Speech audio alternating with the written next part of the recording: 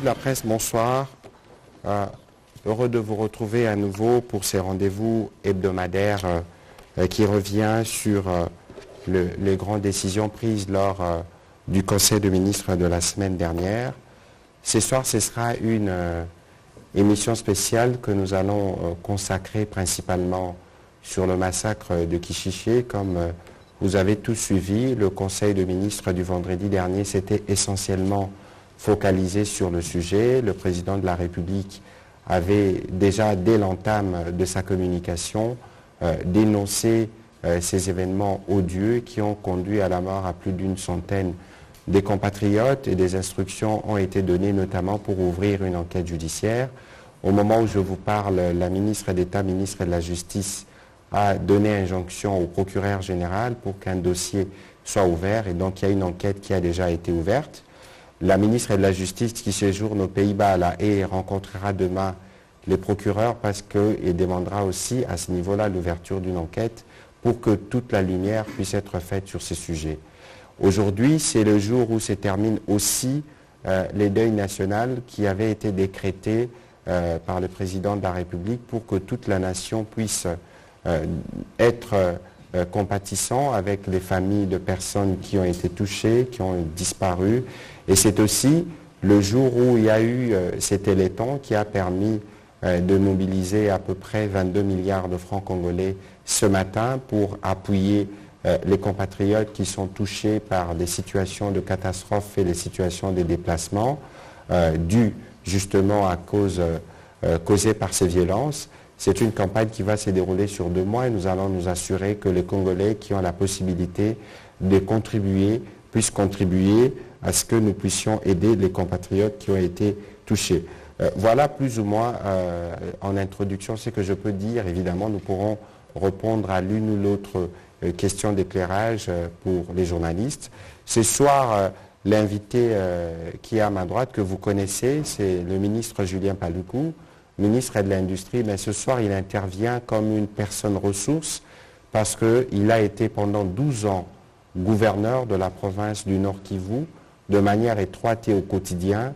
Il a géré cette question du M23 et malheureusement, comme à l'époque, ils se sont illustrés par les massacres, comme c'est cela qui constitue leur ADN.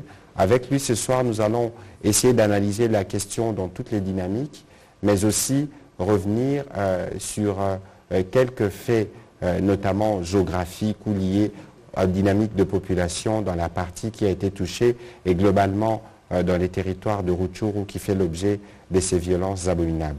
Monsieur le ministre, donc je vous remercie de vous être une nouvelle fois associé à cet exercice de redevabilité.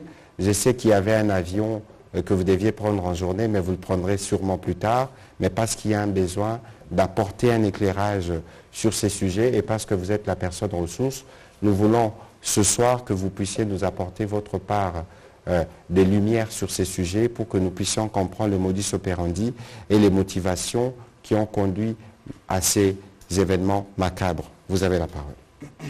Merci, chers collègues. Mesdames et messieurs de la presse, je voulais commencer par exprimer toute ma compassion à la population de l'Est, et particulièrement du Nord Kivu, de Rutshuru, de Kichiché, qui est terrassé par ces actes ignobles que tout le monde sait.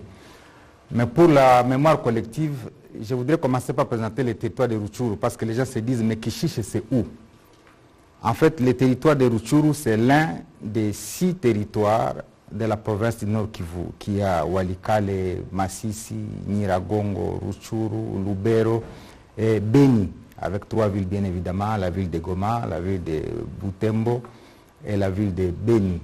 J'ai d'ailleurs le privilège de diriger et le territoire de Lubero, et la ville de Butembo, et la ville de Beni, avant de diriger bien évidemment l'ensemble de la province du Nord Kivu.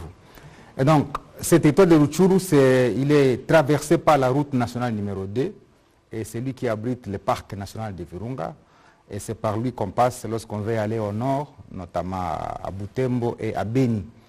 Il est situé à cheval entre l'Ouganda et le Rwanda, donc une partie du territoire de Rutshuru touche le Rwanda, une autre touche l'Ouganda. C'est ce qui fait que, effectivement, dans cette partie de la République, il peut y avoir des populations qui parlent à la fois la langue de l'Ouganda ou la langue du Rwanda, et ce qui ne pose pas de problème. Alors, comme vous voulez que je replace toute l'opinion dans le contexte, je vais brièvement parler de 3 axes. L'axe de la guerre, l'axe des accords et l'axe des massacres. En fait, comme tout le monde le sait, la République démocratique du Congo est victime depuis 1994, lorsqu'elle a accueilli ces milliers de réfugiés qui venaient du Rwanda, après que certains d'entre les Rwandais aient commis le génocide. Et donc, nous avons accueilli ces gens à Goma, en 1994, d'ailleurs j'étais présentement à Goma, et c'est depuis lors que nous avons connu des successions de guerres. Parce que 2 ans après, c'était la guerre de l'AFDEL en 1996. 2 ans plus tard, en 1998, c'était la guerre d'IRCD. 6 ans plus tard, en 2004, c'était la guerre de Gilles Moutebousi et Laurent Kunda à Bukavu. 2 ans plus tard, en 2006, c'était la création du CNDP, Congrès national pour la défense du peuple. 1 année plus tard, le CNDP recommence dans les Massissi en 2007. Là, je viens d'être élu gouverneur. Jusqu'au point où on est arrivé à la porte de Goma, c'était le 29 octobre 2008. Et cette guerre a fini par une négociation qui nous a conduit à Nairobi, mais en 2009, on a repris la guerre. En 2012, le mouvement s'est transformé à M23 et nous voici en 2022. C'est ça la succession de guerres que la région a connue. Alors, cette succession de guerres a amené souvent la République dans un état de faiblesse à l'époque à pouvoir se livrer à des négociations et des accords. C'est ainsi par exemple que déjà en 99-99, il y a l'accord de Lusaka. En 2002, il y a l'accord de Sun City. En 2008, maintenant, la RDC signe les actes d'engagement avec le CNDP et tous les groupes armés. C'était le 23 janvier 2008. Et finalement, le CNDP n'était pas satisfait, reprend la guerre en juillet de la même année, jusqu'à nous amener encore à un autre accord que nous sommes allés négocier à Nairobi, lorsque vous vous rappelez, Olusegun Obasanjo était désigné par les Nations Unies, et Benjamin Mkapa, l'ancien président tanzanien, était désigné par l'Union africaine pour nous amener effectivement, encore une fois, à signer avec ces rebelles, ce qui a fait que de tous ces accords-là, ils ont abouti par l'intégration de ces anciens rebelles au sein de notre armée. Et ça, ce sont des stratégies d'affaiblissement permanent de notre armée que nous avons connues de par l'histoire. Alors, on est revenu, après ces accords de 2009, encore une fois à la guerre, comme je l'ai dit, jusqu'à la capitulation du M23 en 2013.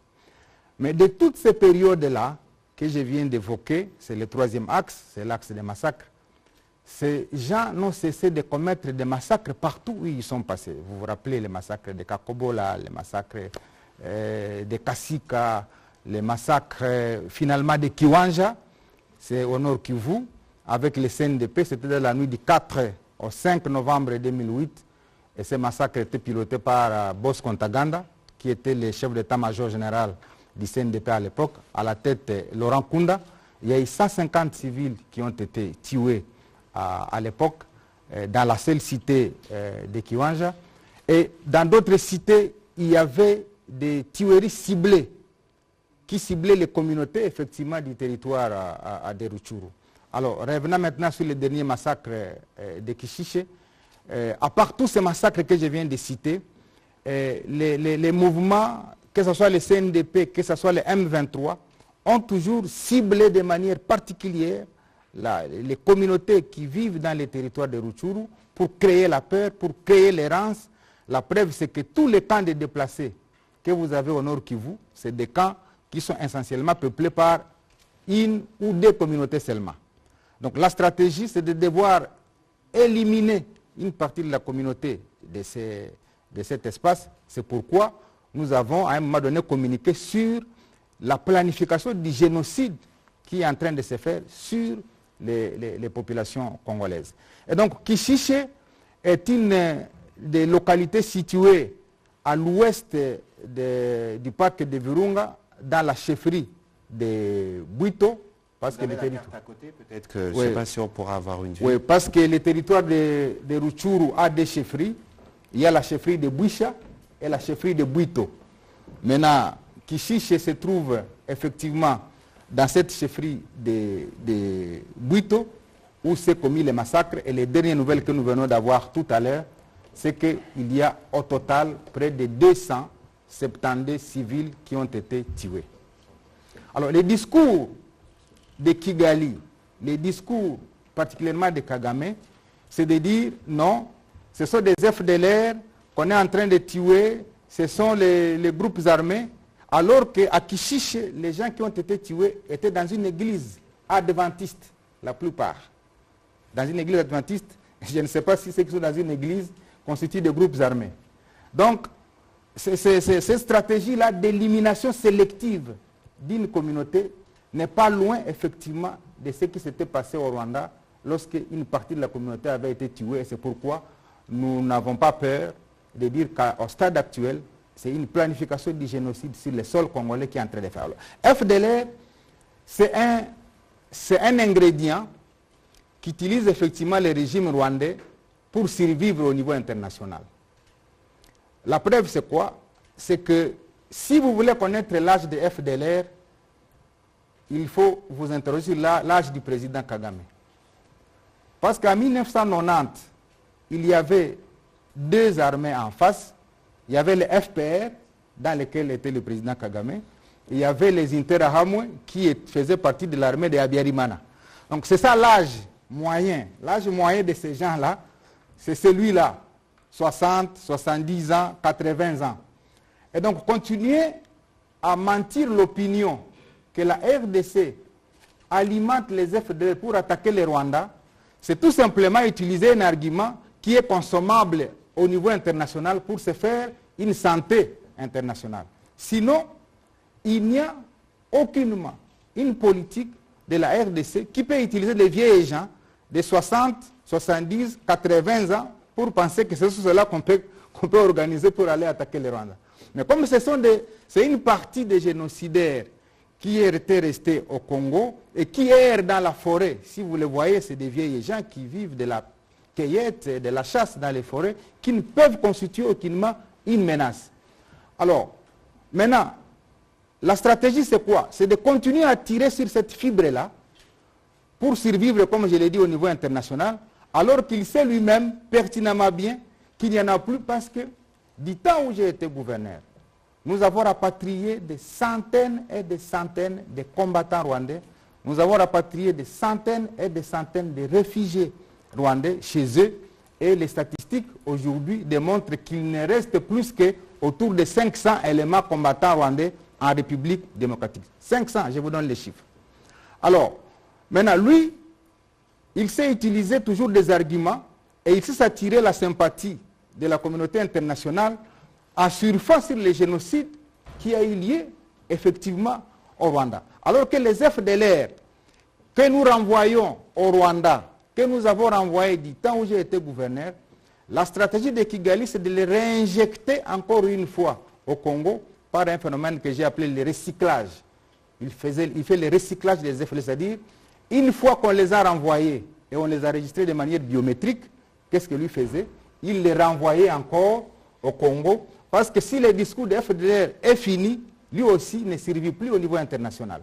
Et la MONUSCO et toutes les Nations Unies, à travers le HCR, savent qu'on a fait un enregistrement biométrique et des combattants rwandais et des réfugiés renvoyés à Kigali, et qu'on a retrouvé encore ces combattants rwandais sur le sol congolais, renvoyés par le gouvernement rwandais, et retrouvés parce qu'ils avaient été enregistrés de manière biométrique.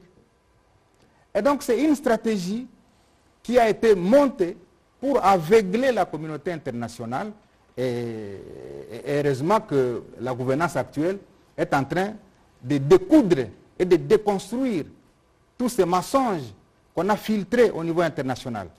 Et l'attraction de cette communauté internationale, il les fait par les passes qu'il fait à chaque fois qu'il y a des problèmes. Vous voyez au Mozambique, il y a les djihadistes par exemple qui ont pris les gisements gaziers que Total allait exploiter avec un investissement de 20 milliards de dollars. Et qu'est-ce qu'il fait? Le président rwandais, il s'est dit prêt à envoyer les troupes rwandaises pour aller combattre les djihadistes, pour fermer la bouche aux Français. Et il fait de même pour la Centrafrique. Et partout, les Nations Unies ont besoin de troupes. Effectivement, Kigali déploie ses troupes pour fermer toute la bouche des Nations Unies. C'est ce qui a fait que même le secrétaire général des Nations Unies, lorsque lui a posé la question de savoir, ces armes-là viennent d'où? Il a été incapable de citer le Rwanda, parce que tout simplement, il s'est dit, mais en citant le Rwanda, peut-être qu'il va dire, je retire toutes mes troupes dans les missions onusiennes qui sont disséminées à travers le monde. Donc, nous avons voulu replacer l'opinion dans un contexte de compréhension de la géopolitique internationale, qui l'utilise pour se faire une santé politique, une santé en surface sur les génocides rwandais, alors qu'au Congo, il est clairement indiqué qu'il ne peut y avoir nullement de génocide. Et le discours que le président rwandais tient en disant que lui est le protecteur d'une communauté, c'est un discours qui vise effectivement à semer la haine pour exposer cette communauté-là partout où elle est. Alors que là où elle est, elle se considère comme ayant la nationalité du pays d'accueil. Maintenant, quand lui développe un discours pour dire qu'il est protecteur d'une communauté, c'est comme s'il est en train de dire au monde entier que ceux qui sont là-bas ne sont pas les vôtres, ils sont les miens. Donc au contraire, au niveau international, celui qui développe un discours de haine, c'est le président rwandais qui veut semer la haine dans les communautés qui vivent paisiblement en RDC et partout ailleurs. La preuve, j'ai été gouverneur, j'ai eu des ministres de toutes les communautés et il ne s'est posé aucun problème entre les communautés, qu'elles soient minoritaires, qu'elles soient majoritaires. Et moi j'ai toujours dit que la population congolaise est essentiellement un assemblage de minorités. Ce n'est pas comme au Rwanda où il y a deux ethnies et au Burundi il y a deux ethnies. Si ce n'est pas l'une, c'est alors l'autre. Ce qui n'est pas le cas en RDC, c'est 450 ethnies. On ne peut pas dire qu'il y a un risque de génocide là où coexistent 450 ethnies.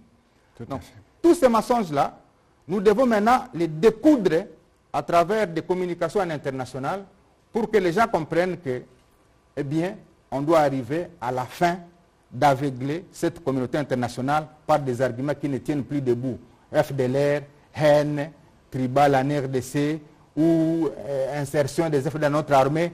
Tous ces mensonges-là, nous voudrions que vous puissiez nous aider à les déconstruire parce que si vous faites la comparaison entre la gouvernance qui se passe au Rwanda et la gouvernance qui se passe en RDC, c'est le jour et la nuit.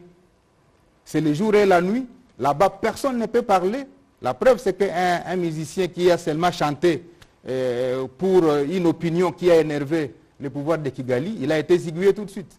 Donc ça veut dire qu'on n'a pas de leçons à donner à la République démocratique du Congo par rapport à la gouvernance démocratique, par rapport aux questions de paix et de sécurité. C'est plutôt les gouvernants de la RDC qui, par des passerelles de paix qu'ils veulent construire, qui veulent que toutes les populations vivent ensemble, qui veulent que nous puissions asseoir la paix dans la région des Grands Lacs, quand d'autres veulent nous niveler vers le bas en perpétuant les conflits. La violence. Donc voilà brièvement ce que je peux donner comme introduction pour la compréhension générale de la problématique, en citant par quand même un point, c'est l'aspect économique de la guerre. Le Rwanda a été au Congo de 1998 en 2003 pendant 5 ans en créant les RCD au motif qu'ils venaient poursuivre les FDLR.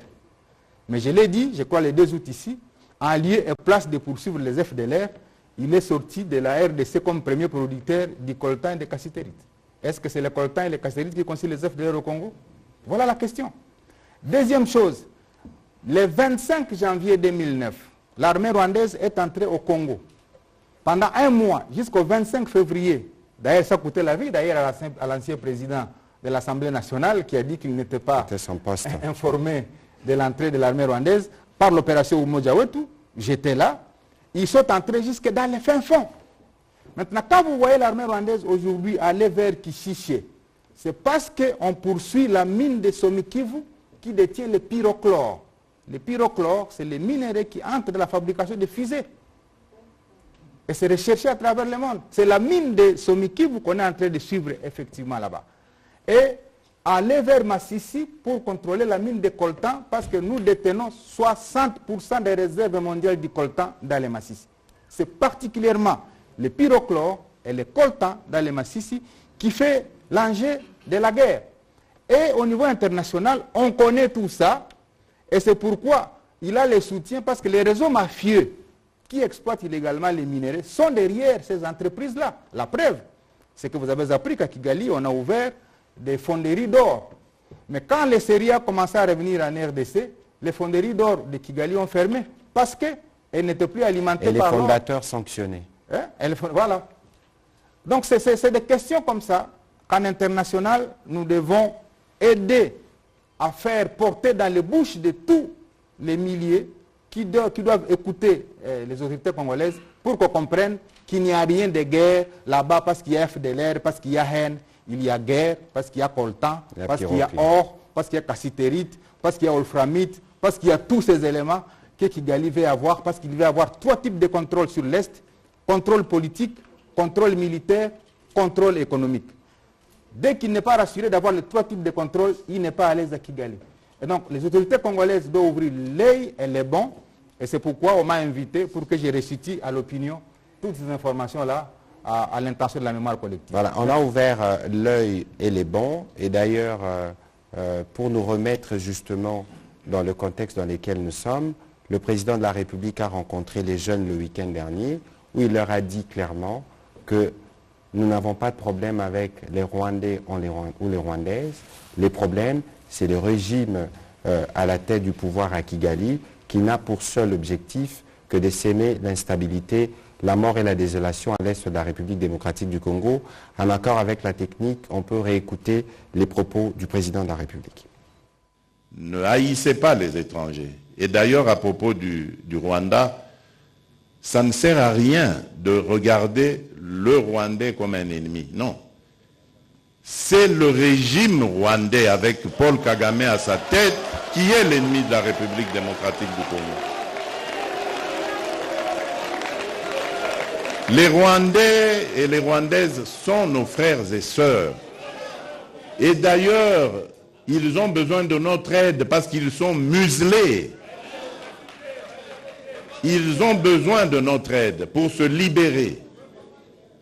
Ça n'a rien à voir avec ce que leurs dirigeants sont en train de leur imposer. Donc, ne les regardez pas comme des ennemis, mais comme des frères qui ont besoin de notre solidarité pour nous débarrasser et débarrasser l'Afrique de ce genre de dirigeants rétrogrades qui ramènent les méthodes des années 60 et des années 70. Alors qu'en Afrique,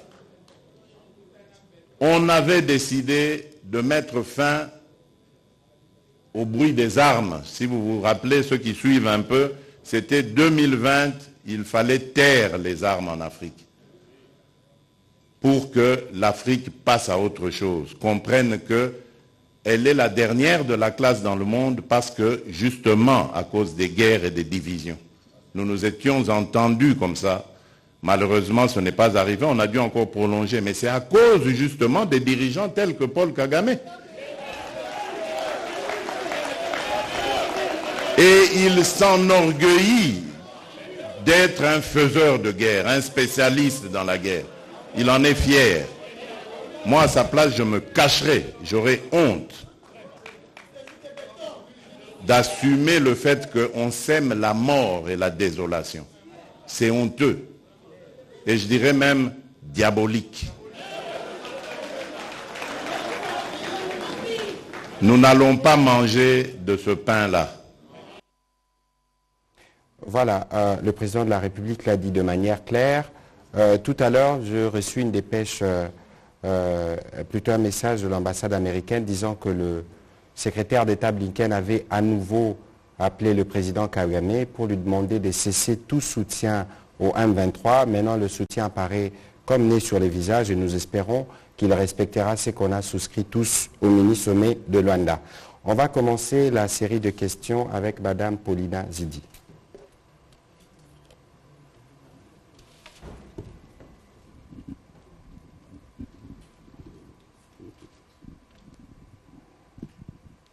Bonsoir, Monsieur le ministre. Bonsoir.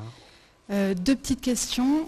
Vous nous donnez un nouveau bilan pour le massacre de Kichiché. Comment vous avez ce nouveau bilan? Comment ces chiffres ont été consolidés? Et ensuite, vous avez parlé d'une enquête internationale. Quelles sont les équipes aujourd'hui déployées sur le terrain? Et qu'est-ce que vous entendez, qu'est-ce que vous attendez de votre demande d'enquête internationale? Alors, sur la deuxième question, sur la première question plutôt, le gouverneur pourra en dire davantage parce que c'est des communautés qui se sont réunies avec de chiffres consolidés. Sur la question de l'enquête, dès vendredi, la ministre d'État, ministre de la Justice, avait avait fait une injonction à l'auditeur général de l'armée pour ouvrir une enquête, ce qui a déjà été fait. Je crois savoir qu'au niveau de la MONUSCO, les services sont aussi mis à contribution. Et il se trouve que la ministre d'État avait déjà une mission prévue sur la haie et la question sera abordée demain. Et donc tous les détails qui concernent le déroulement de l'enquête ainsi que les conclusions vous seront donnés au fur et à mesure que nous allons évoluer sur le sujet. Monsieur le ministre, vous avez la parole. Oui, pour la première question, les Nord Kivu est organisé en différentes corporations. Il y a la société civile, il y a aussi ce qu'on appelle le Barza intercommunautaire. C'est une organisation qui regroupe toutes les communautés. Et donc chaque communauté a pu recenser à travers les antennes qui sont à Kichiché et environ, le nombre de personnes qui sont mortes à l'intérieur de ce qu'on peut appeler sa caste sociologique.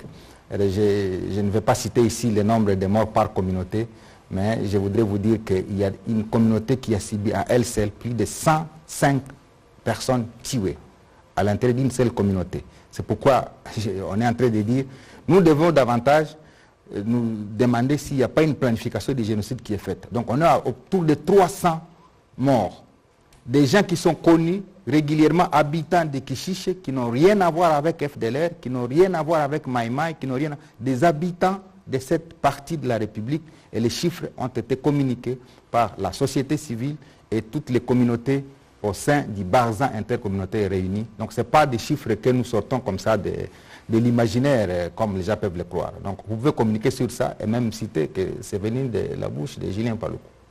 Ouais, malheureusement, il y a eu des enfants qui ont été tués dans une église, dans un hôpital. Sont-ils des FDLR aussi? Voilà la question.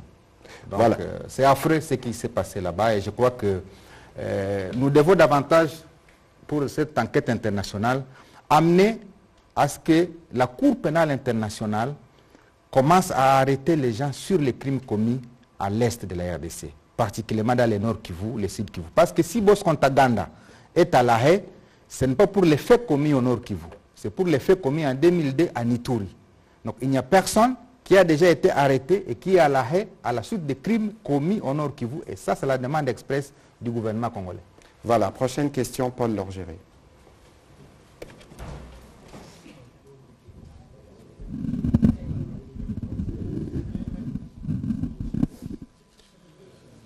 Monsieur le ministre de l'Industrie, bonsoir. Monsieur le ministre de la Communication, Paul Lorgerie, Reuters.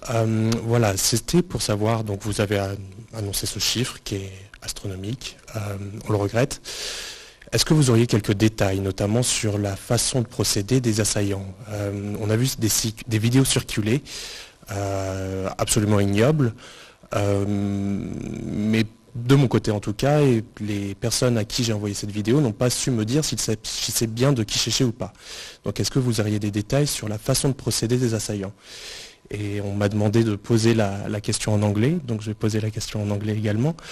Do you have any details about how the assailants took the village of Kichiché and what was the main, how did they proceed to take it and what was the main how people were wounded after the attack. Thank you.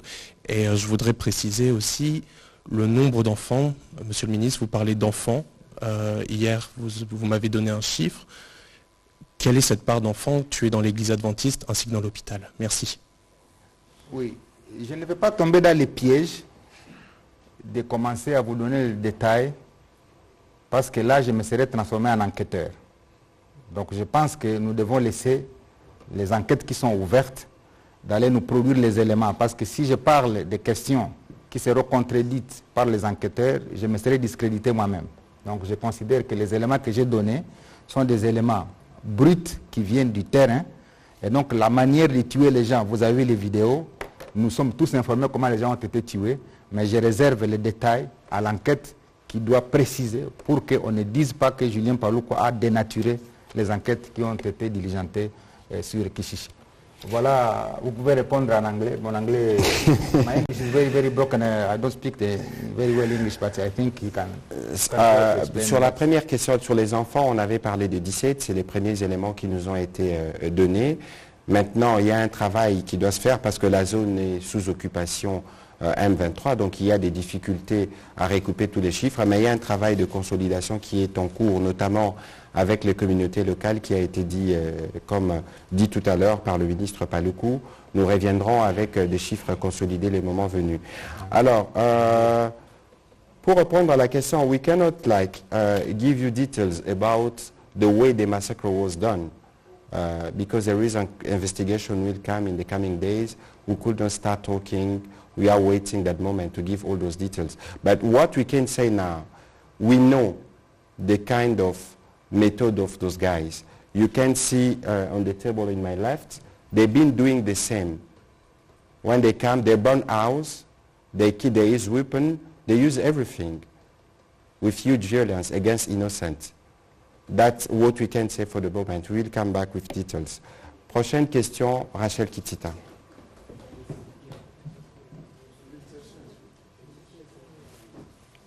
Ils sont surpris de vous parler en anglais.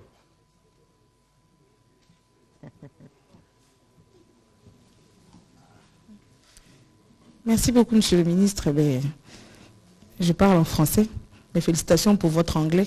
C'est ma première fois de vous écouter parler anglais. C'est pas magie, mais c'est... Comprenez. Alors, vous parlez de l'enquête internationale. Vous savez qu'ici au Congo, aujourd'hui, les Congolais sont très sceptiques par rapport à cette communauté internationale qui est accusée de complicité et d'hypocrisie par rapport à la situation sécuritaire dans l'Est. Est-ce que l'élément confiance dans cette enquête qui va bénéficier de l'expertise de la communauté internationale, vous le placez où, monsieur le ministre, quand on sait qu'aujourd'hui, les Congolais demandent à ce que la République démocratique du Congo se retire des instances, des institutions internationales et même de rapidité ou de précipiter le départ de la MONUSCO. Une question d'actualité au ministre Patrick Mouyaya, c'est en rapport avec les assises de Nairobi. C'est en principe aujourd'hui que devaient se clôturer donc ces discussions. On en est où et quelles en sont les grandes conclusions? Voilà, je répondrai après le collègue Paluku. Oui, l'hypocrisie et la complicité internationale sont l'œuvre de la désinformation. C'est-à-dire, lorsque la communauté, pendant tout ce temps, n'a été nourrie que par les discours de Kagame, génocide, haine tribale, évidemment, elle ne pouvait que s'aligner sur ce que lui veut. C'est pourquoi vous nous voyez, nous sommes dans tous les salons en international où nous sommes envoyés pour parler de la question de la RDC. D'ailleurs, je me rappelle qu'à Niamey, lors du sommet sur l'industrialisation, je ne sais pas si vous avez suivi, moi-même j'ai présenté les rapports sur les stratégies d'industrialiser l'Afrique et nous étions avec les collègues Jean-Lucien Boussa qui, comme moi je présidais la réunion des conseils des ministres, je ne pouvais pas en même temps parler, c'est lui qui a pris la parole pour tirer directement sur le président parce qu'effectivement c'est lui qui présidait la réunion à l'absence de Macky Sall. Et donc c'est là où j'ai dit, nous n'avons pas de raison de nous retirer des organisations internationales, au contraire, nous devons profiter des espaces en international pour faire porter la voix de la RDC, comme les autres l'ont fait. Ils ne sont nourris que de ça pour construire l'image qu'ils ont aujourd'hui. Et donc ces espaces-là sont importants pour devoir expliquer à la face du monde ce que sont devenus les drames en RDC. Nous sommes à plus de 10 millions de morts, c'est 10 fois plus que les morts du génocide rwandais, mais personne n'en parle en international. Et donc il faudrait que les Congolais, tous comme un seul homme, puissent porter la voix de ces 10 millions de morts, des types de massacres qui ont été commis. J'ai cité Kasika, Kakobola, Tingi, aujourd'hui Kishiche, Tamugenga, Rugari, Bunagana. Tous ces espaces-là ont connu des massacres des populations.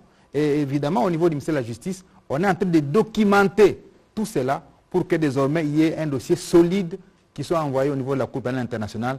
Parce que l'impunité fait qu'il y ait ces guerres cycliques qui reviennent. Parce que ce sont les mêmes acteurs, Bosco Ntaganda, Makenga, Laurent Kunda, Ngarouye. Ce sont les mêmes noms qui reviennent parce que jamais un seul ou deux d'entre eux n'ont été sanctionnés. Donc je crois que c'est pour nous l'occasion de briser cette hypocrisie internationale, de briser cette complicité internationale en donnant la vraie information de ce qui se passe sur le terrain. Alors, s'il faut compléter le collègue Paluku sur le sujet, hier vous avez suivi la marche des chrétiens catholiques à travers le pays. Ils sont revenus sur le même message. Lorsque vous voyez un mal et que vous ne les dénoncez pas, vous êtes complice. Et c'est l'essence de l'interpellation que nous faisons à ceux que nous considérons comme de partenaires. Aujourd'hui, il y a des rapports. Vous avez suivi qu'il y avait un rapport du groupe d'experts des Nations Unies. Il y a les propos qui ont été tenus par le secrétaire général des Nations Unies lui-même en disant que les M23 s'est comporté comme une armée régulière. À la question de savoir qui arme les M23, d'où viennent ces armes, il a dit que ces armes viennent de quelque part. Aujourd'hui, tous les services de sécurité des pays occidentaux sont au courant que le Rwanda est en République démocratique du Congo.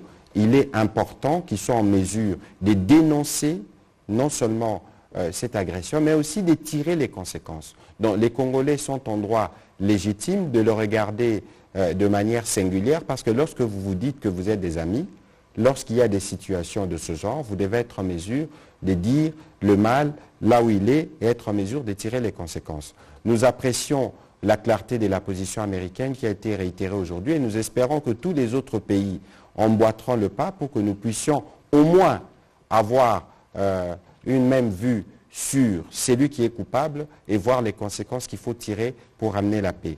À votre question sur les discussions de Nairobi, les discussions devaient se clôturer aujourd'hui, mais finalement elles seront clôturées demain, parce qu'il y a eu quelques soucis logistiques, quelques problèmes logistiques qui ont été posés à la facilitation et le président Kenyatta a décidé qu'en attendant de régler ces problèmes liés principalement à la motivation ou au déplacement de certains participants, que la clôture se fasse demain.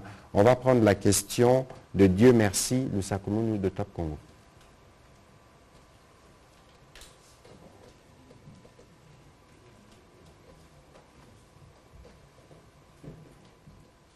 Merci beaucoup, Monsieur le Ministre. Ma question, je ne sais pas à qui l'adresser parce que ça concerne le gouvernement, mais j'aimerais l'adresser particulièrement au ministre Paluku. Vous avez été gouverneur pendant longtemps dans le Nord Kivu.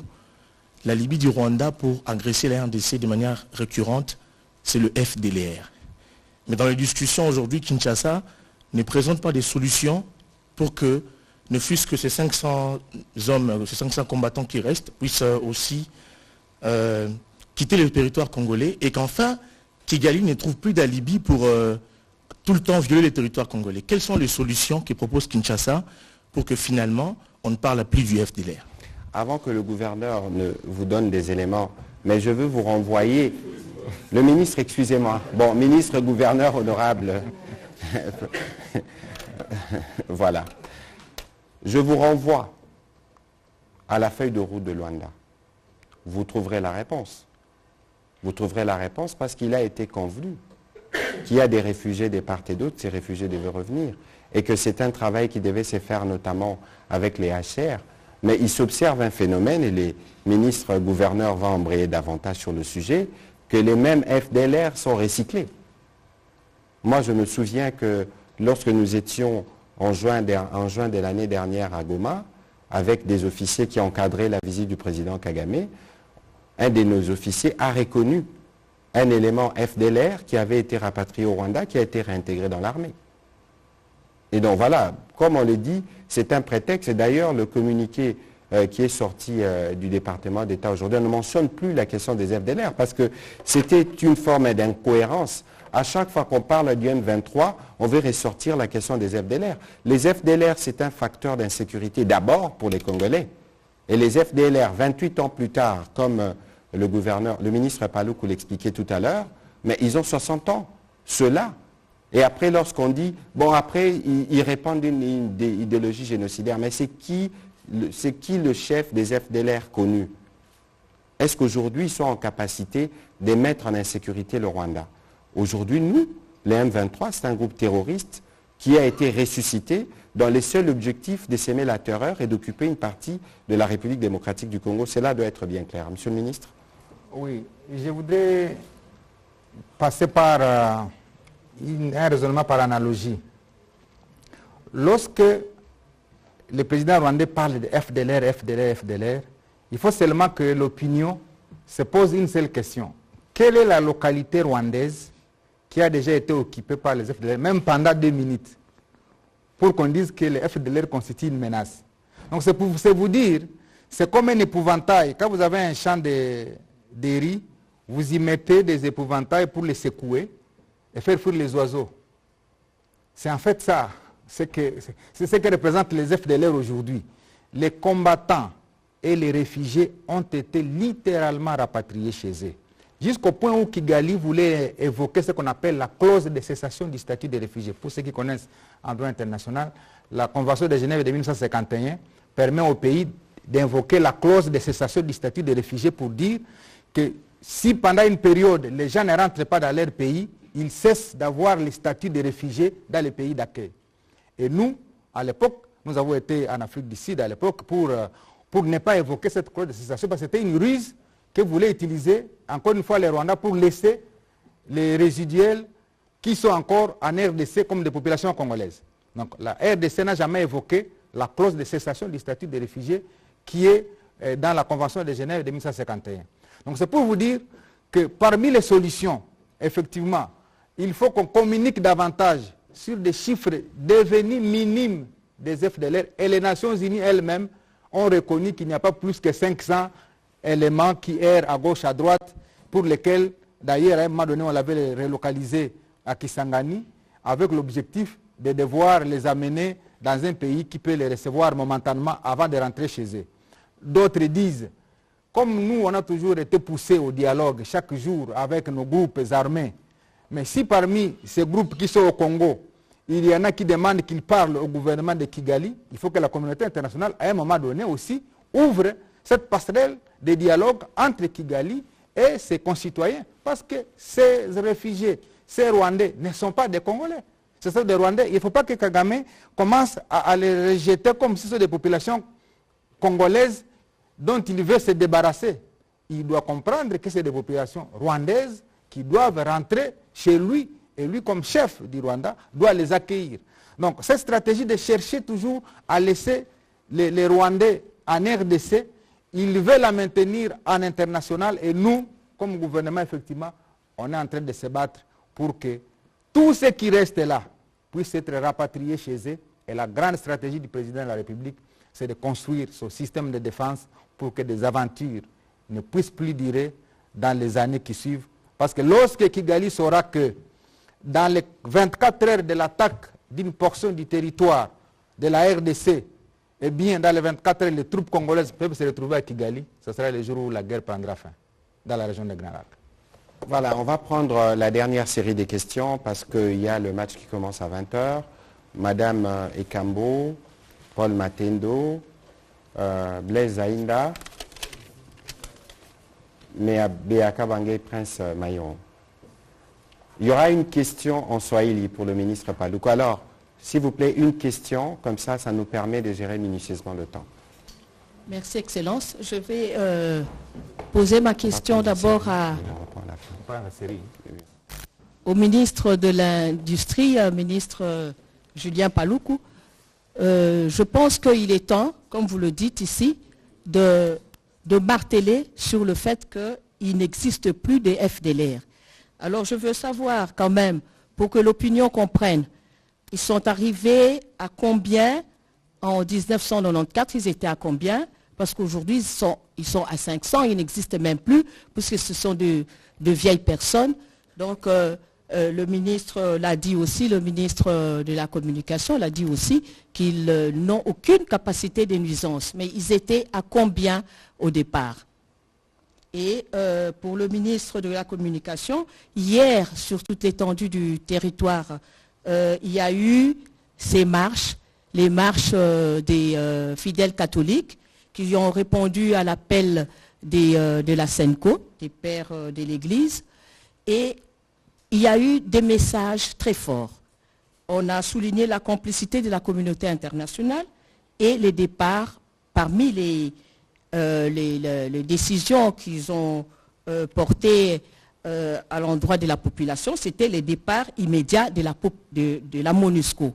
Est-ce que vous adhérez à ces décisions et qu'est-ce que le gouvernement congolais dit? Merci. On va prendre la prochaine question. On répondra à la fin, comme ça on fait une économie de temps. Merci beaucoup, Monsieur le Ministre. C'est Paul Matendo, Radio Okapi. Je reviens sur, parce que l'actualité oblige, je reviens sur la manifestation d'hier des catholiques. Alors, il y a une recommandation que je retiens. Les évêques disent qu'il faudrait désormais soumettre à l'Assemblée nationale tout accord avant d'être ratifié. Il faut que l'Assemblée nationale puisse l'examiner avant d'être ratifié. Quelle est votre réaction, la réaction du gouvernement? Merci beaucoup. Moi, je reviens sur la campagne de solidarité nationale qui a été lancée aujourd'hui. Je pose ma question, bien entendu, au ministre de la Communication. Déjà, des sommes importantes ont été récoltées aujourd'hui, notamment 10 millions de dollars du gouvernement. Et les ministres qui ont été présents à cette activité ont aussi contribué à hauteur de 400 millions de francs congolais. Ma question est de savoir quelles sont les dispositions que vous avez prises au niveau du gouvernement pour garantir la traçabilité, notamment, mais aussi la transparence dans la gestion de ces fonds destinés aux victimes des guerres, mais aussi des catastrophes naturelles en RDC. Merci. Merci. Merci. Ma question, je la pose à l'ancien gouverneur de la province du Nord Kivu, le ministre Julien Paluku. C'est vrai, vous avez géré la province du Nord Kivu. Vous pouvez donner votre nom, s'il vous plaît? Beyar Kabeya. Vous avez géré cette province pendant plusieurs années. Ma question, c'est de savoir, parce qu'il y a plusieurs Congolais qui pensent que si nous voulons que la paix revienne à l'est du pays, nous devons d'abord chercher à obtenir le retrait de la MONUSCO. Est-ce que c'est votre point de vue aussi? Monsieur le ministre, le M23 récuse effectivement les accusations qui sont portées à son encontre et estime qu'il faudrait qu'il existe une commission d'enquête internationale pour que la commission puisse acter ou pas ces actes malencontreux qui seraient commis, qui ont été commis, pas seraient, on va dire, qui ont été commis à Kichiché, et que le gouvernement s'opposerait effectivement à la mise en place de cette commission. C'est ce que le M23 a affirmé dans une des radios périphériques écoutées depuis les provinces frontalières du Rwanda et de l'Ouganda. Et puis, que pense le gouvernement de l'accueil qui a été réservé au chef de guerre qu'on appelle Janvier, à Kichanga, qui a été reçu plus qu'un politicien? Est-ce que cela n'est pas en train de consolider le sentiment selon lequel la population se sent mieux protégée par certains groupes armés qui semblent être beaucoup plus communautaires en lieu et place des forces armées de la République démocratique du Congo, dont nous voulons effectivement une protection globale? Merci. La dernière question en Swahili. Gilbert Fundi. Nina miulizo miwili kwa mheshimiwa Julien Paluku. Vijana wale walioitika kuwa wanajeshi wenye mpaka hivi wakingaliki pale mji mkuu Goma wametangatanga, wamekosa vifaa ya kula, mumekamata matua gani juu yao? Ulizo wa pili, habari gani umeleta kwa wandugu wenye kuteswa kupitia mauaji hiyo? Voilà, Monsieur le Ministre. Oui, merci beaucoup. Je voudrais répondre à la question de madame pour dire, mais ils étaient combien? En fait, en 1994, j'étais professeur à Goma. Et j'ai même travaillé dans une organisation internationale qui s'est chargée de cette question des réfugiés. Ils étaient autour d'1 million de Rwandais qui se sont déversés sur le sol congolais. Plus d'1 million. Et tous ont été rapatriés sur les fils de ces 28 ans. Tous, la plupart, sont déjà rentrés au Rwanda. Alors, il faut faire la distinction maintenant entre les réfugiés et les combattants. C'est-à-dire les réfugiés, ce sont ceux qui ne portent pas d'armes, tandis que les combattants, c'est des anciens militaires de l'armée rwandaise. Et j'ai même mis à vous le dire que, en fait, le président Kagame utilise la ruse pour connaître l'âge des FDLR, il faut connaître l'âge du président Kagame. Et là, vous avez la réponse, tout de suite. À ce moment-là, vous saurez les types de gens qui peuvent escalader les montagnes pour aller combattre. C'est la seule comparaison qu'on puisse faire pour faire comprendre aux gens qu'il n'y en a plus. Les 5 ça dont on parle, et les enquêtes l'ont confirmé, c'est effectivement des vieilles gens qui vivent dans les forêts, des Massissi, peut-être Walikale, qui vivent, comme je le disais, misérablement, qui ne peuvent même pas un seul instant prendre un seul centimètre carré du Rwanda. Et donc, ce que le gouvernement congolais doit faire, c'est de faire un appel à tous ces combattants résiduels qui sont encore dans les forêts congolaises, de manière à les amener effectivement chez eux. Je sais que nous qui avions grandi au village, nous faisions souvent des jets dans les forêts avec des lianes, comme balançoire.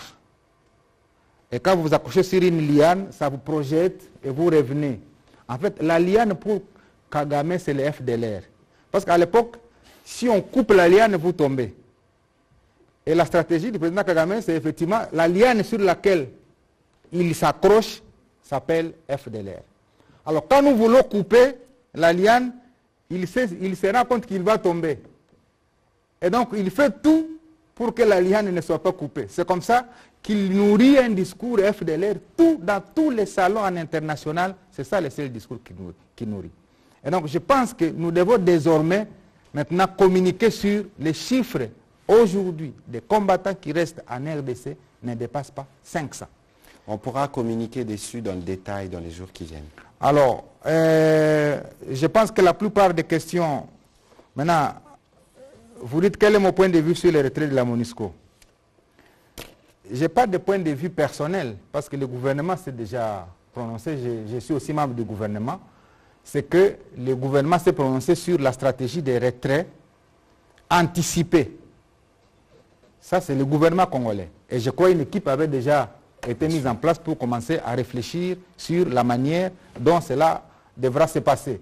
Donc, laissons les équipes qui ont été mises en place devoir nous décrire ou nous donner le calendrier qui a été consensuellement retenu. Sur cette question spécifiquement, le président de la République avait donné un horizon à New York. Il intervenait, je pense, sur RFI France 24, où il disait que la MONUSCO devrait partir après les élections de 2024. Et au moment où nous parlons, il y a le gouvernement qui travaille avec les Nations Unies, justement, sur les jalons, donc les 18 jalons qui permettent de préparer ces retraits progressifs. Et nous devons nous tenir compte de notre opinion qui s'est manifestée, qui a manifesté son hostilité vis-à-vis de la MONUSCO en demandant clairement son départ. Et donc ici, dans les jours qui viennent, dans quelques jours, il y aura une discussion sur le nouveau mandat de la MONUSCO. Le gouvernement sera représenté par le ministre des Affaires étrangères qui aura l'occasion de donner notre position. Mais ici, il faut noter que lorsqu'une mission est là depuis 20 ans et lorsque la population qui est censée protéger ne se sent plus rassurée par sa présence, ça ne sert à rien d'insister. Il y a par contre des tâches qui ont été dévolues aux Nations Unies, à la MONUSCO, après les mini-sommets de Luanda, qui devront être prises en compte et être réorientées dans le processus de désarmement ou dans des tâches qui sont, ou peut-être qu'il faut aller vers une mission plus offensive. C'est des pistes de réflexion. Vous avez suivi le Premier ministre belge, par exemple, dire que la mission en l'état actuel ne peut plus continuer et c'est de notre avis aussi. Donc sur ces sujets, nous aurons l'occasion de revenir dessus dès qu'on aura fini les débats sur la prochaine résolution concernant la MONUSCO. Vous pouvez continuer. Alors la question de Blaise, c'est que les M23 pensent que le gouvernement n'est pas prêt à une mission internationale. Vous savez, si nous commençons à accéder aux demandes et aux sollicitations du M23, c'est comme si on a consacré qu'il gère déjà un territoire à lui. Et ça, c'est très dangereux. Voilà pourquoi on ne peut pas commencer à discuter des propositions qui sont faites par les M23, parce que là, ils se prendraient comme à égalité avec le gouvernement sur un territoire qui prend une partie du territoire de Rutshuru. Donc je crois que nous devons être prudents comme gouvernement et on n'a pas peur qu'une enquête soit faite et ils savent ce qu'ils ont fait là-bas. Je crois que vous avez même suivi comment ils constataient que les drames étaient graves. Ils ont commencé à rassembler des populations pour faire des enterrements dans des fosses communes. Et je crois que les enquêtes vont devoir se pencher sur toutes ces questions parce que ces populations, la plupart d'entre elles, ont été enterrées dans des fosses communes. Si eux savaient que c'est des FDLR, devaient-ils se soucier de leur enterrement? Donc je crois que ce sont des questions comme ça qui révèlent effectivement qu'il y a eu massacre des populations au point où ils ont mobilisé les gens pour des enterrements collectifs dans des fosses communes. Parce qu'ils se sont rendus compte effectivement de la dangerosité. Et comme les corps ne pourrissent pas, je crois à l'espace de la récupération de cet espace-là, on va encore retrouver ces fosses communes dans Kichiche et alentour. Alors, Janvier Karaïri qui a été accueilli dans la partie de Kichanga en Prince, en fait, on peut tuer tous les Congolais, mais on ne va pas tuer la flamme de la résistance des Congolais. Et le président rwandais devra le savoir, la flamme de la résistance en RDC est tellement allumée que quel que soit le nombre de Congolais qu'il va tuer, il ne tuera pas la flamme de la résistance. Est-ce qu'on observe ça et là? Mais le gouvernement doit prendre en charge toutes ces questions, déjà qui se manifestent de bonne foi, pour dire qu'ils peuvent aider les pays, pour les orienter vers des programmes où ils peuvent valablement aider les pays. C'est le cas de Janvier Karaïri et de tous les autres. Ils sont nombreux, des gens qui sentent dans leur fort intérieur comment le Rwanda fait du mal à la RDC. Et c'est comme ça que vous voyez des gens prendre les armes croyant qu'ils doivent trouver des solutions. Mais je voudrais dire qu'il y a un gouvernement qui a une armée. On ne peut pas accepter qu'il y ait un foisonnement de groupes armés qui commencent à prendre la place du gouvernement. Ça c'est clair et net. Le gouvernement a été clair là-dessus qu'il n'y a que les forces régulièrement connues comme FARDC qui ont la mission de défendre l'intégrité du territoire. Kwa ndugu fundi anasema vijana ambao wamekubali kuingia katika jeshi, mbona sasa wanakawia, bado serikali haijawasukuma kwenye mafunzo ya kwao. Nitakueleza ya kwamba waziri ambaye anahusika na mambo ya ulinzi ni yeye ambaye amekamata mpango ili wale vijana wote, iwe wasichana ambao wamekubali kuingia katika jeshi, wao na uhakika ya kwamba wote wataweza kusukumwa kwenye makao ambao watafunzwa ili walete ujuzi wao katika jeshi la kwetu. Unajua hapo awali walikuwa wakituma watu sijue Kitona, Kamina na sehemu zingine, lakini serikali imekamata hatua ya kuanza kufunza vijana mahali ambapo wanatoka ili tuwe na uhakika ya kwamba katika miezi 3 ama 6 tupate jeshi ya kuenea.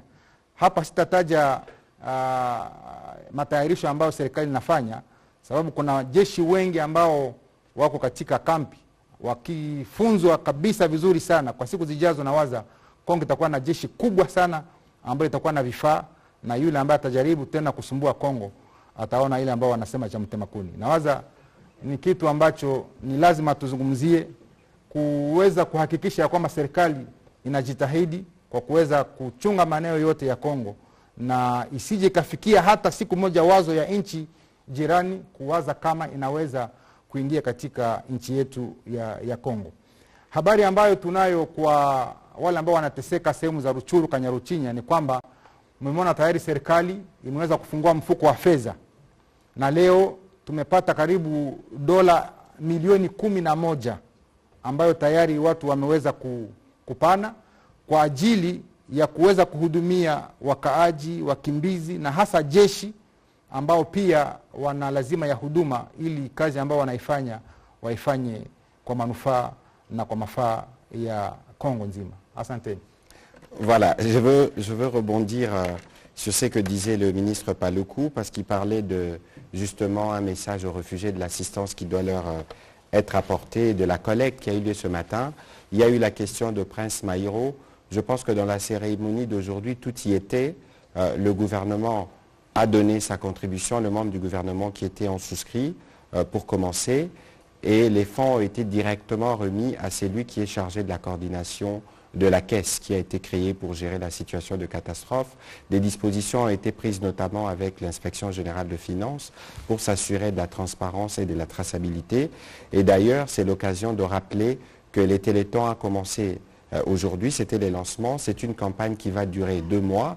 Je demanderai aux équipes de la télévision nationale de continuer à partager les détails qui permettront aux Congolais, partout où ils se trouvent, d'exprimer leur sentiment de solidarité.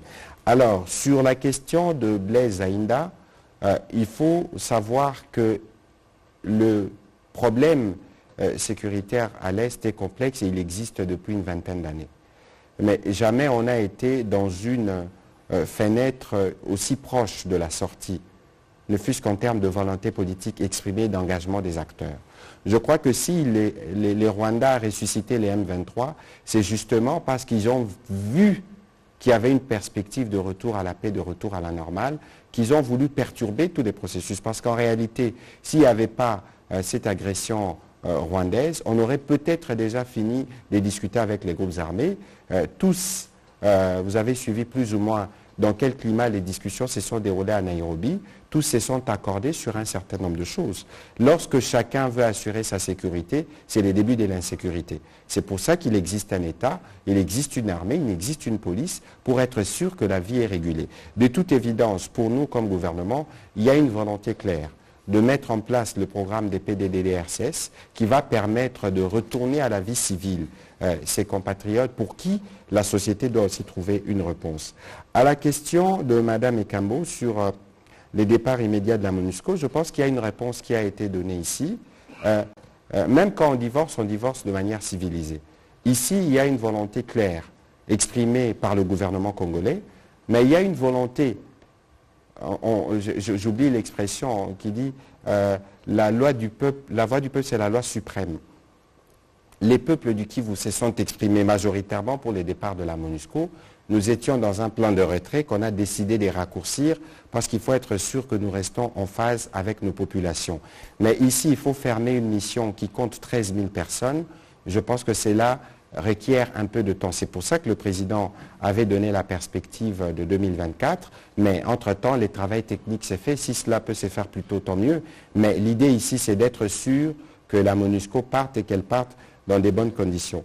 Alors, sur l'hypocrisie de la communauté internationale, je l'ai dit tout à l'heure, les prêtres qui sont nos encadreurs spirituels le voient, et eux davantage d'ailleurs, parce que lorsque vous voyez le mal que vous ne dénoncez pas, vous êtes complice du mal. Vous ne pouvez pas être partenaire de la République démocratique du Congo très engagé et être insensible à toutes ces vagues de souffrances qui sévissent à l'est de la République démocratique du Congo, et ça dure depuis 25 ans. Pour ce qui concerne, vous voyez, par exemple, à Kishiché, les compatriotes qui ont été tués méritent au moins une sépulture. Et nous allons travailler pour être sûrs qu'après les enquêtes, qu'on soit en mesure de réserver des obsèques dignes à ces compatriotes parce qu'ils n'ont rien fait. Et ceux qui sont nos partenaires, je pense qu'il y a un message de la population congolaise à capter. On ne va pas faire le procès sur leur attitude en fonction de leurs intérêts, mais il est important d'écouter l'opinion publique congolaise et d'y réserver des réponses sans embâche, parce que le drame continue. Sur la question de Paul Matendo, je pense qu'ici, il y a... j'ai jamais vu, moi, depuis des longues années, une telle unité sur ce qui concerne la défense de la patrie. Je crois que la mobilisation de tous les Congolais de tous les bords est claire à ces sujets. Autant la mobilisation est claire, il faut la capter, autant nous devons être sûrs que chacun dans le rôle qui est le sien agit en fonction des intérêts de la communauté. Les propositions qui ont été faites par les évêques, nous les avons enregistrées, nous y répondrons de manière progressive parce que je sais que le fond de votre question, c'est la question de forces régionales. Les forces régionales, c'est une solution provisoire parce que c'est des forces qui viennent en appui aux forces armées de la République démocratique du Congo, parce qu'il est aussi question de gérer les menaces communes. Je pense qu'ici, on a parlé des lois de programmation, on a parlé des réformes de l'armée. Dès que les choses évolueront de manière positive, nous serons sûrs que ces choses ne se reproduisent pas, parce que c'est aussi cela l'un des points qui fait qu'aujourd'hui, les gens se sentent en insécurité lorsqu'on parle, par exemple, de la présence de certains pays dans la force, au sein de la force régionale. Et donc, c'est des messages que nous avons captés pour lesquels nous allons apporter des réponses. Je pense, Monsieur le Ministre, que nous avons répondu à toutes les questions qui nous ont été posées. Et je voudrais peut-être, en une seconde, vous donner la parole pour conclure cet échange. Oui, moi je pense que ce qui s'est passé à Rutshuru, c'est un drame. c'est un crime de guerre, c'est un crime contre l'humanité, parce qu'il y a même des camps de déplacés qui ont été littéralement détruits par des miliciens, disons, de la coalition RDF et M23. Or, détruire un camp de déplacés est un crime de guerre, en même temps un crime contre l'humanité, parce que cette humanité-là est violée. Deux, ce qui se passe n'est pas loin d'une planification d'un génocide au Congo, parce que des ethnies sont visées, les personnes sont tuées à cause de leur appartenance ethnique. Et ça devrait faire l'objet des enquêtes au niveau international. 3, il faudra qu'on retienne que ce qui se passe à l'Est, c'est une guerre économique, parce que c'est le coltan qui est visé, c'est la cassiterite qui est visée, c'est l'or qui est visé, c'est le pyrochlore de la mine de Somikivu qui est visé, ce qui justifie la progression de l'armée rwandaise vers Kishishe, parce que c'est pour aller contrôler cette mine de la Somikivu pour y extraire le pyrochlore. Il faut que toute l'opinion le sache, qu'il n'y a pas de problème de haine ethnique en RDC, il n'y a pas de discours contre une communauté en RDC, c'est des ingrédients utilisés par le régime de Kigali pour survivre en international. Et donc l'ambition du gouvernement, c'est de couper cette liane sur laquelle le président Kagame s'est toujours accroché pour avoir un discours international, pour que finalement EFDLR et tous les autres disparaissent, parce que le chef de l'État tient que nous puissions vivre en paix dans la région des Grands Lacs. Vous avez suivi que le président de la République a clairement indiqué que la RDC n'a pas de problème avec les populations rwandaises, la RDC a des problèmes avec le régime de Kigali, qui s'est constitué ici en terroriste dans la région, en se nourrissant des sangs des Congolais pour survivre à l'international. Et je voudrais lancer le dernier message à la communauté internationale. Il faut que la communauté internationale cesse de servir celui qui se nourrit du sang congolais par les entreprises meurtrières qu'il pilote à travers ces terroristes de M23. Si la communauté internationale, les États-Unis, la France, la Belgique, l'Union européenne veulent la paix dans la région des Grands Lacs, eh bien, c'est le temps de soutenir le gouvernement congolais dans sa démarche d'asseoir définitivement la paix dans cette région des Grands Lacs. Voilà, on va terminer en disant qu'il est important que le Rwanda fasse sa part dans ce qui a été convenu au mini-sommet de Luanda, parce que c'est la boussole régionale. Il y aura une évaluation qui est prévue dans les prochains jours à Bujumbura, et que l'option de la force est l'option qui arrivera contre les M23. Je veux revenir, tout à l'heure on m'a renvoyé l'expression « les saluts du peuple et la loi suprême ». Voilà. Et c'est sur ça que nous travaillons et c'est ce qui nous guide. Et pour ceux qui sont morts à Kishishe, justice doit être faite, parce que si la justice n'est pas faite, le mal continuera à se perpétuer. Merci et bonne soirée chez vous.